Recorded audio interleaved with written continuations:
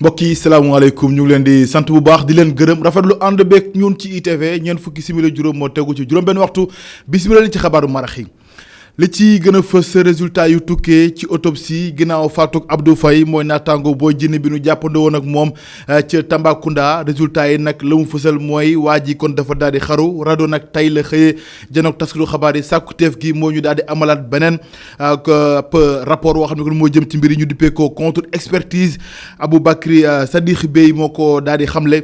Sadikh Niass njiitu rabo moo ko daal di xamle nee na nag li mu ci jublu mooy fexe ba leeraange am dëgg ci li waral kon faatoom moom Abdou Faye ay kàddoom da ngeen ko teew nu mu gën a yaatoo njiitu rajo ci biir xabaar yi njiitu réew France Emmanuel Macron moo ko daal di xamle ne nag opération Barkhane bi ñuy amal fële ca Sahel dana dakk loole nag docteur Serigne Bamba Gueye ne nag lu rafet la waaye nag faw Afrique jël ay mbiram kon ci yoxoom ngir rek fexe ba kaaraange Afrique gi kon ñu daal di ko yoral seen bopp moom di docteur Serigne Bamba Gueye di ngeen teew itam ay kàddoom ci biir xabaar yi bu ci alante seetlu bi benn la ci mboole mu xàll ci ndakaaru capital bu Sénégal lañ ci nemmeeku mooy yoon yi yëpp nag ay doodaan lañ ci daal di samp ñoom nag ñi ko def di askan wi nee na lu ñu ci bëgg mooy wàññi l'accident yi ci kaw tali bi waaye nag loolee ñàkkul ay njëriñtal ci dem beeg dikk bi rawatina kon nii nga xam ne kon ñooy dawalkatu oto yi ak dawalkatu scooter yi seen njàmbat mooy ni kon loolee day yàq lépp li nga xam ne ko mooy seen oto scooter yi dinañ leen teew nu mu gën a yaatoo ci njeextalu xabaar yi ak reportage bu Aïssatou Kane loolee gën a fës mbokk yi ci xëdub xabaar yi ne skis bu jàlla àndee ñu ci faram fàccee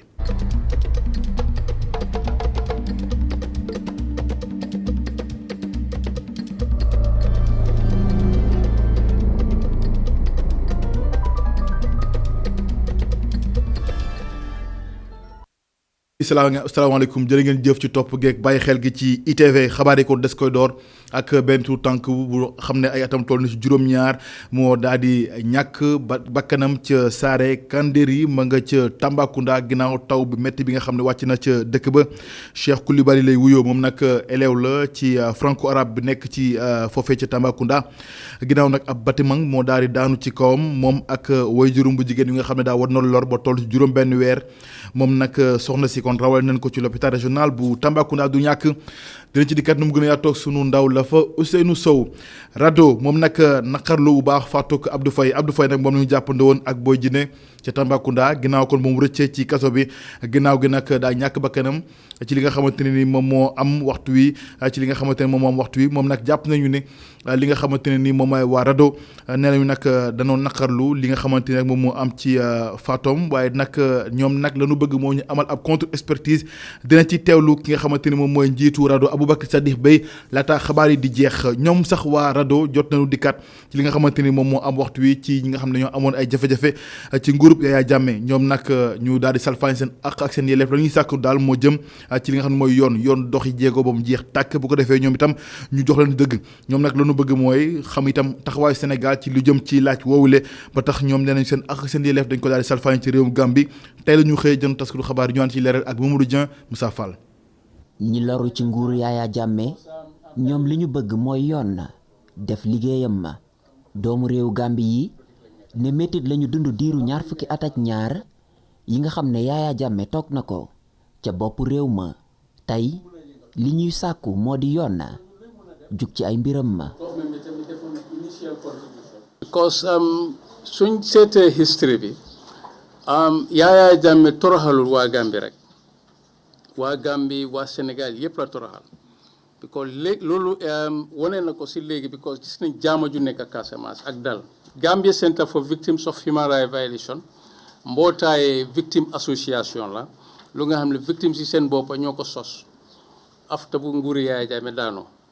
dañ gis ne victimes yi ñoom kenn duñ mun a taxawal seen bopp waaye suñ laaxatoo si gannaaw association dinañ leen mun a xeexal pour ñu am justice si yellof yi seen yellof yu yaaxu. doomu réewu Gambie yi bokk ci centre bi dajale ñi ñu salfaañee seeni àq ak yelleef ci nguuru Yaya Jammeh ñoom li ñu bëgg itam mooy Sénégal leeral taxawaayam ci lii ñuy sàkku.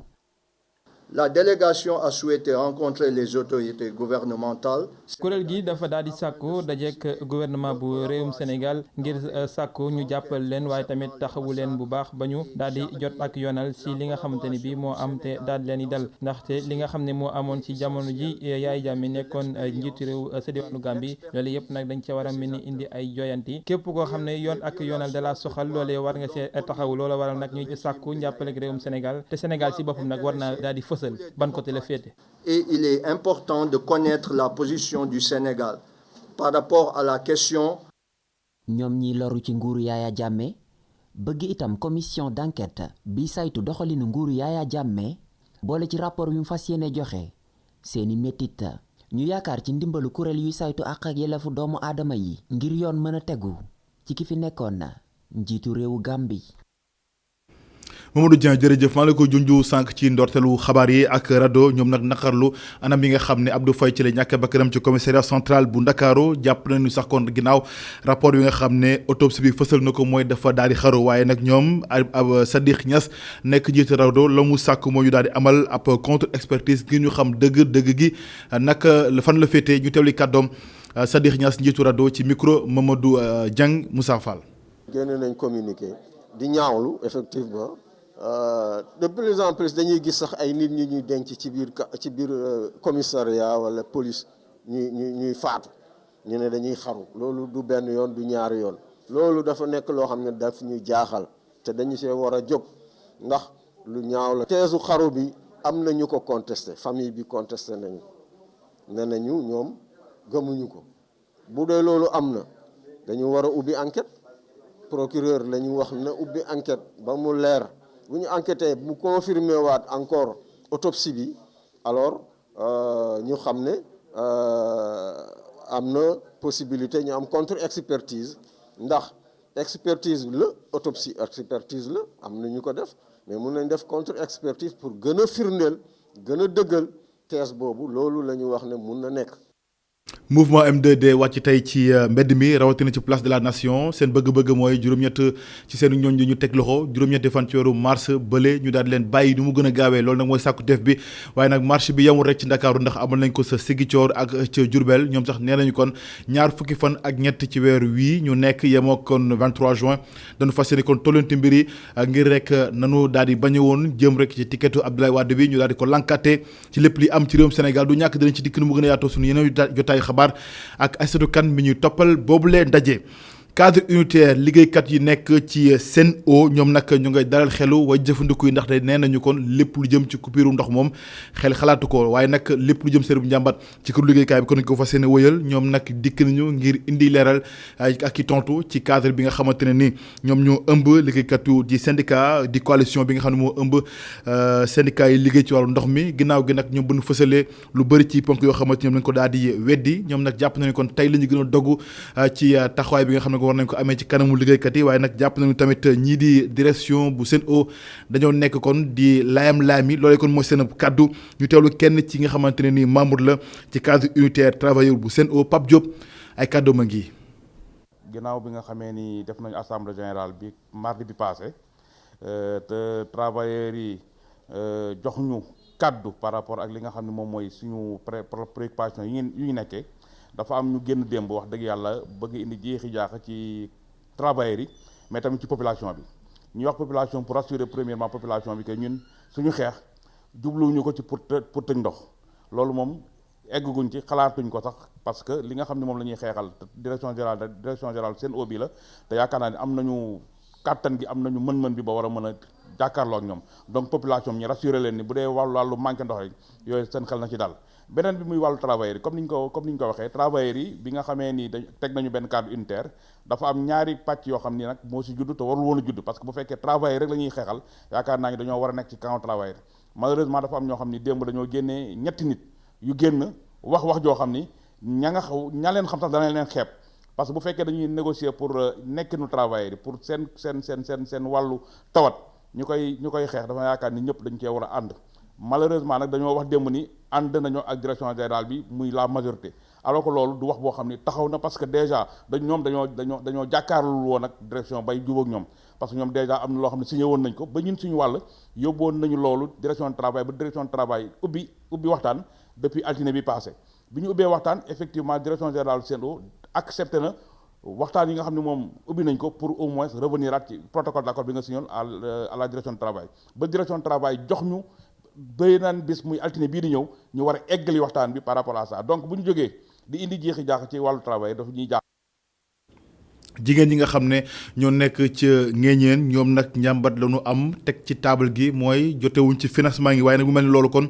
lu ñuy fàttale léegi ndax Zahra Iyane Thiam mi ñu dénk wàllub microfinance ak économie solidaire jël na lu toll ci fanweeri million sunu koppar jébbal leen ko leneen loo xam ne jafe-jafe la ci ñoom mooy ñàkkum ndox ak ñàkkum courant loolu lépp kon la ñu bëgg mu daal di indi saafara ba tax Zahra Iyane Thiam ne dina ko yeggee état bu Sénégal ngir mu taxaw leen si loole si seen njàmbat ñu teewli kàddoom jëwriñ gi ci micro Mountaga Kane.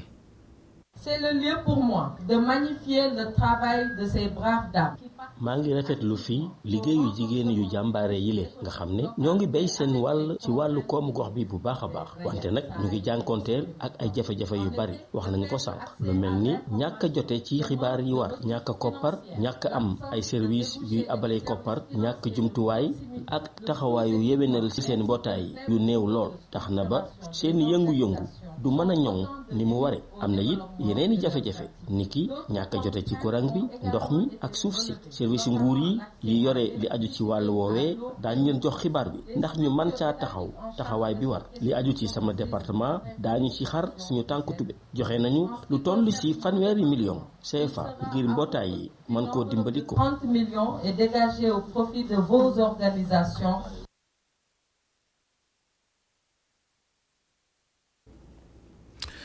ñu ngi jégalu bu baax ci élément bi du ñàkk dinañ ci dikkaat nu mu gën a yaatoo direction générale protection sociale ak solidarité nationale amal na beneen lancement projet jëm rek ci secteur bi ñu ko dénk mu gën ko dëgëral ñoom nag loolu ñu ko daal di amee ginnaaw ab njàppandalu Union européenne ak leen ci loo xamante ne kon réewu France jot na ci jàppandi direction bi nag ne lépp loo xamante ne ni kattanam la dina ko gën a xar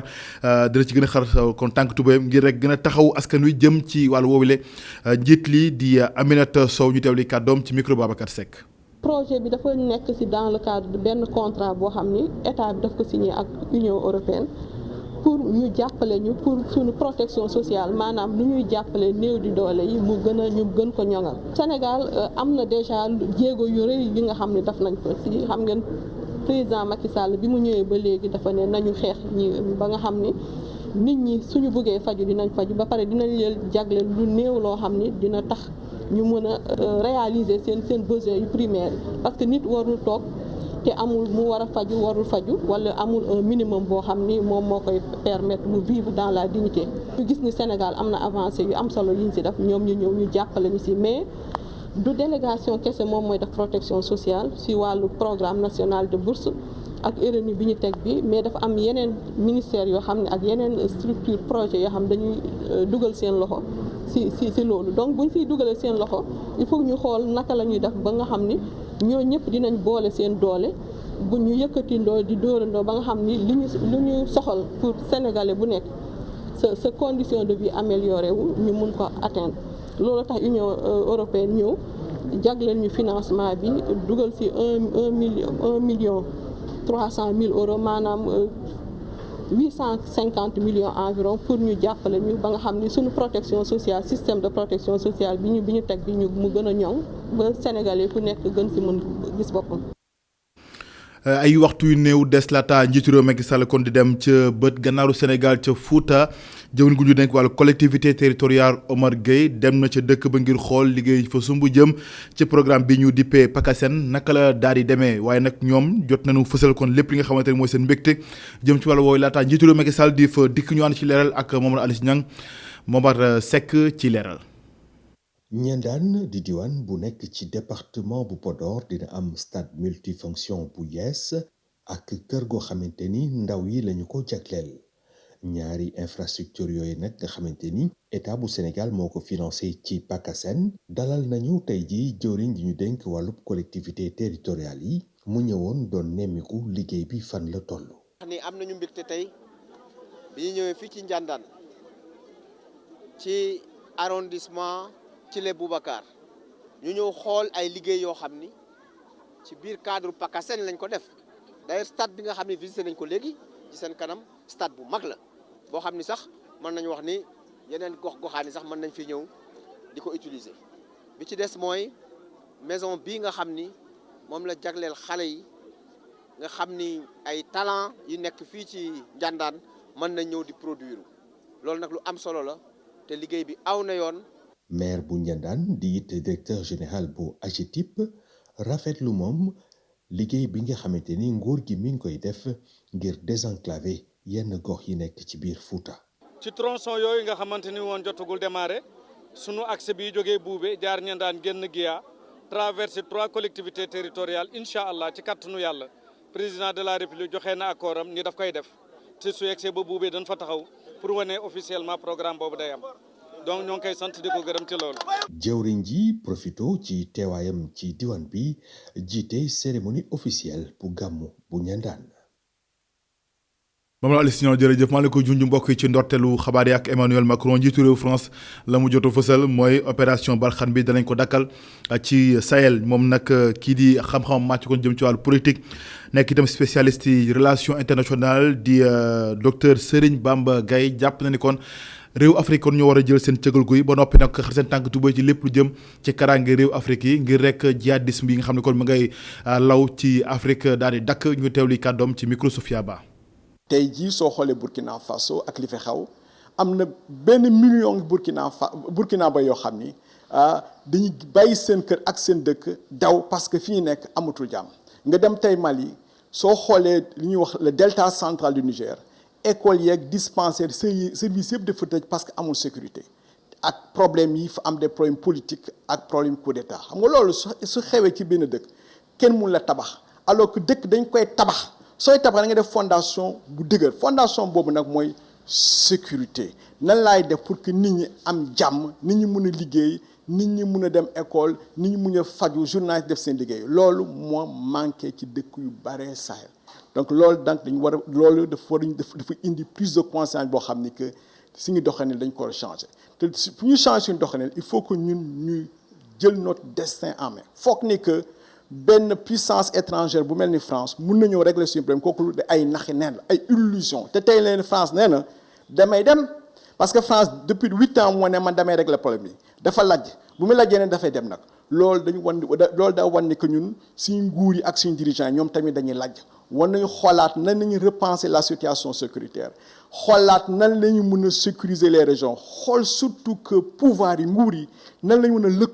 lëkkaloo ak population parce que nguur tamit soo ko doon ko jël di ko ñiddi rek da nga dem ba xam ne nit dañ lay jëppi loo def ni duñ ko bëgg donc il faut que ñu am des gouvernements yoo xam dañ nekk proche de la population régler les problèmes des populations une am confiance loolu suñ ko defee dañuy dëgër te soo dëgëree kenn lu mën a dara maintenant fekkee nag dëgëroo da ngay nasaxal su neexasee rek ku ñëw rek dóor da nga daanu te waxamaane su ko bukki songee rek ci doxineen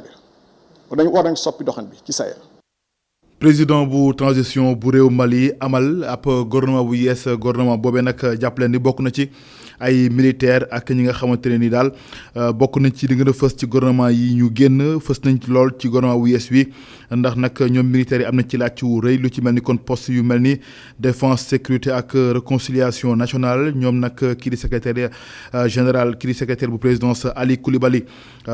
bu ñu sukkandikoo ci kàddoom kon fësal nañ ko bokk na ci nag coup d'état bi nga xamante ne ni moom la ñu amoon ci weerub août atum 2020 Sadio Camara moom la ñu jox ministère bi ñu dénk ko défense bu ñu sukkandikoo ci décret présidentiel bi waaye tamit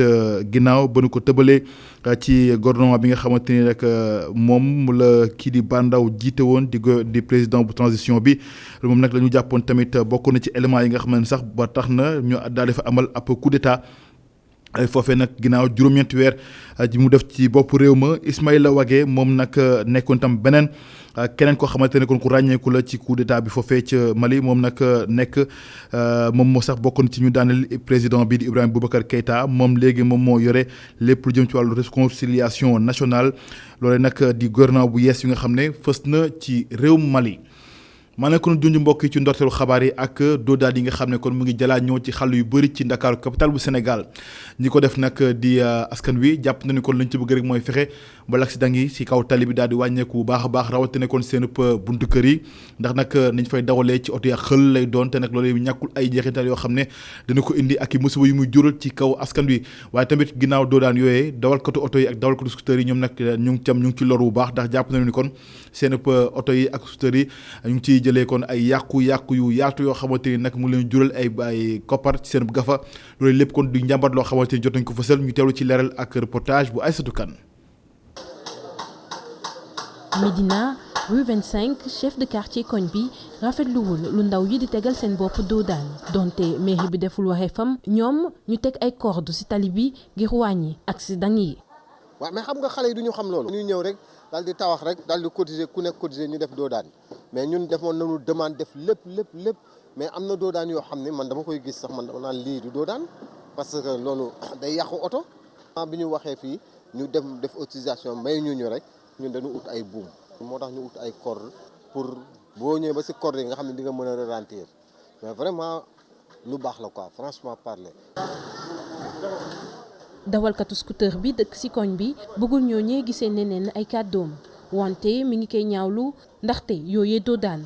daa am nu ñu ko war a defaree. man déjà damay éviter parce que xam naa ne dañu dëkk ci quartier populaire dafa bëri ay xale du coup ñun conducteurs yi ñun ñoo leen war di éviter par contre nag doodaan yi moom day yàq suñu amortisseurs yi parce que forme bu mu def la dafa xaw a sew sinon ñu defoon ko en ciment nga xam ne day am benn largeur moo doon xaw a tane quoi nga xam ne boo yéegee du am problème ci amortisseurs yi mais ça m'arrive que sax man parfois jëluma deux roues bi ma jël taxi mais da ngay gis ne ñoom dañuy am problème mu yéeg corde yi quoi waaw loolu moom constat la bu ma def quoi. ab doxalin bu ñu seetlu ci dëkkuwaay yu bëri te muy yàq seeni naamaar taximan bi di xalaat coppite. moo koy defal seen bopp naa dañuy protéger xale yi ku am kilifa doo ne ci mbedd di taxawaalu oto yëpp yàqu na boo sensé rotir du daw sax weer te yàquwut sonal nañu trop sonal nañu chauffeur si ñu ne chauffeur bee def nangam te chauffeur si defuñu dara oto buy daw di liggéey dañu ko war a may jàmm waaye foo jaar ñu baari ko muy Yaraax di Colobane di Pikine di Guédiawaye partout Médina partout doodaan yi loolu arrangé wut oto yi sunu routier yëpp yàq nañu ko ak sunu amateurs yi lépp dee na. li nekk solution mooy mën nañoo defar doodaan ci kaw na ko état defar bu ko état defaree am na nu mu koy defaree dina ri tax oto du mën a du yàq routier kenn. yamul rek ci di indi ay yàq-yàq ci seen oto doodaan yi day yokk jeexal essence dawalkat yi di ñaan mairie yi di woy di saytu anam yu ñu defaree doodaan yi. Aïssatou Kane Seydina Mbaye jërë ngeen jëf mbokk yi gërëm nañu leen loolee kon moo laf laaj ci xabaaru mbarax yi gërëm ñëpp ñu ci jàpp ba lépp yemb rédaction bi jox leen dig daje 19h45 ci atal ci kàllaama tubaab ak Ousmane Monique Sagna fii ak boobu ngeen wéy di ñu topp ci ITV ndax mbiri ngi ci jërë ngeen jëf ñu fanaan ci jàmm.